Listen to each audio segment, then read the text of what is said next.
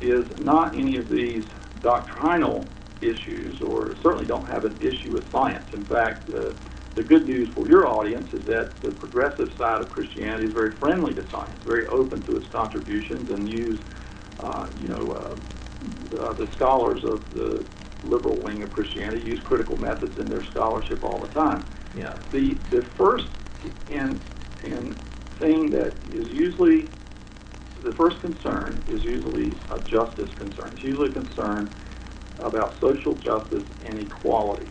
And it is the old, I'm sure you've heard this, yes, that this is life extension technology and therapies are going to be a privilege of the wealthy, powerful, privileged class.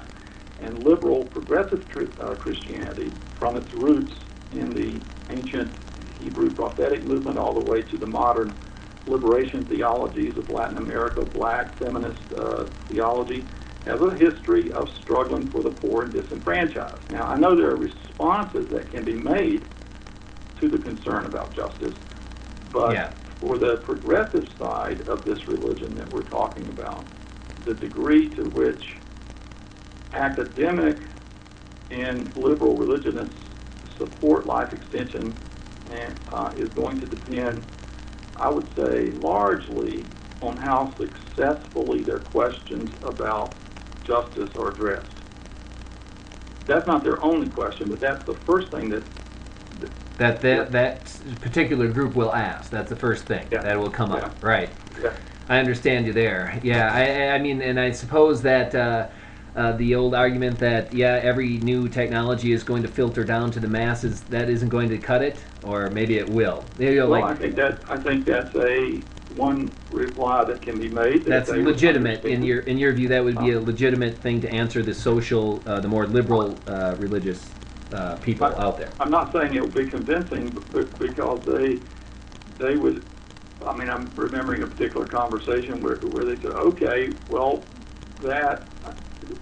tell me how that has worked for healthcare and education in this country." So that's just going to be an ongoing conversation. Yeah, I would say, yeah. What I would say about that, and I'm not staking out a position here, kind of the large position on anything, but I would say that that's an argument.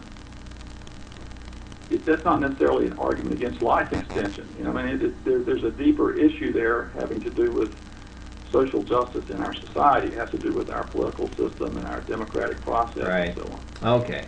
Yeah, and now I see that we've been on the discussion here for about a half hour. I was wondering if you had enough time to take a couple more questions from some of the audience.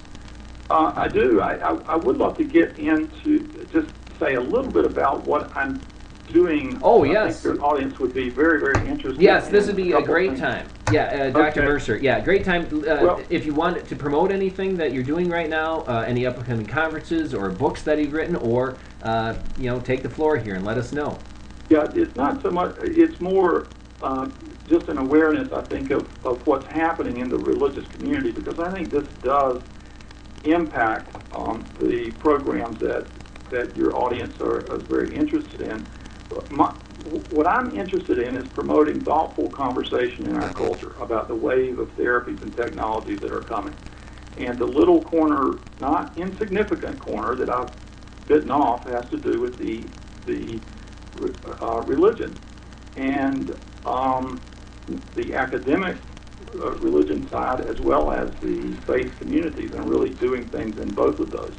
But I think your audience might be interested to know that the American Academy of Religion is the largest and most prestigious society of academics that study and teach religion. Our last national meeting, we had 10,000 scholars in San Francisco.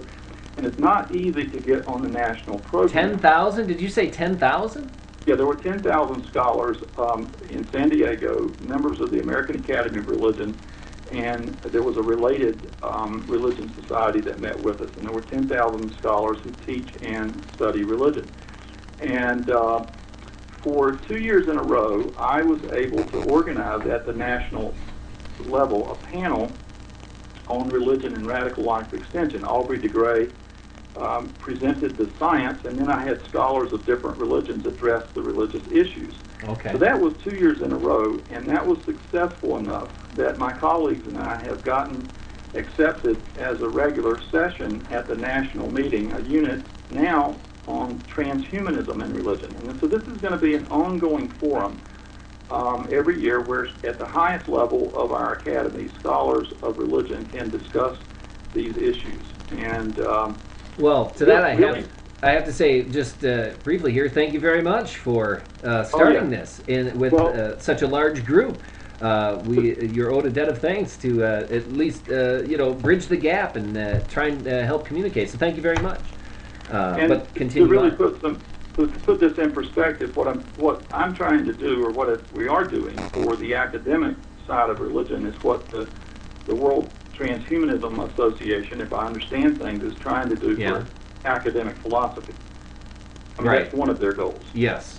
And then the other big project, and I won't make this too long unless you have questions about it, is that Paul Grave Macmillan, a really nice publisher, is publishing a book that I'm co-editing on radical life extension and religion.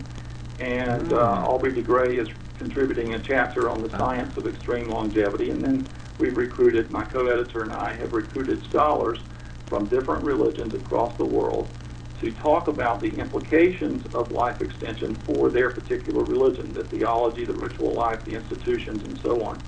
So that's going to be an important development, I think, in terms of generating this conversation among the academic religious community, many of whom are leaders, of course, in terms of how religion goes in this country. Right.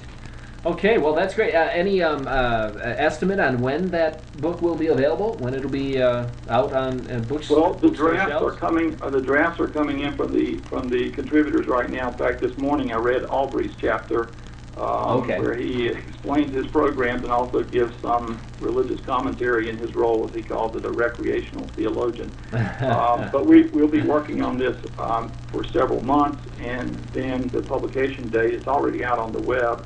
Paul Grave has 2009 as the public. It'll be out next year. Okay. I was just wondering if you have a couple of minutes for a couple other viewer questions. Okay. Absolutely. Great. Well, let's go here with Ustreamer11634. It doesn't have a name, but do you foresee immortalist and transhumanist endeavors taking further account of people's spiritual needs to provide appeal to more religious people? We kind of covered that earlier. In case they were tuning in late, do you want to again comment on that? Do you think immortalists and transhumanists will start to take into account spiritual needs as well, or if they should even? Well, I mean, I think the answer is probably yes. Yeah. In terms of in a way, this is all market driven, right? So it is. So if I'm right, and particularly if we get social science data that back me up, that more and more religious folk, both liberal and conservative, will be coming into these conversations, then I think that the communities, the transhumanist and immortalist communities, will naturally sort of evolve. Now, you're more of an expert on on that question than I am. But I would say, from being an expert on religion and knowing a little something about these human enhancement programs, I would think that they would. Yeah, the conversation will shift. Okay. Another question here. One other PS on that. Yep. Is a good one to of course, to refer to on that is Kurzweil. I mean, he talks about this in his books. It's almost a religious vision that he pictures as unfolding. Kind of, right. And there's this book I read recently, Citizen Cyborg by was it James Hughes? Yes. Of the World Transhumanist Good book Association. there. He's Buddhist, right? And right. So there's the personnel there, I think, to help shape that conversation in a way that is it'll be more palatable to religious people. There's a way people have already written in a way that would kind of mesh with spiritual people. Okay. I got kind of a practical question here from another person tuning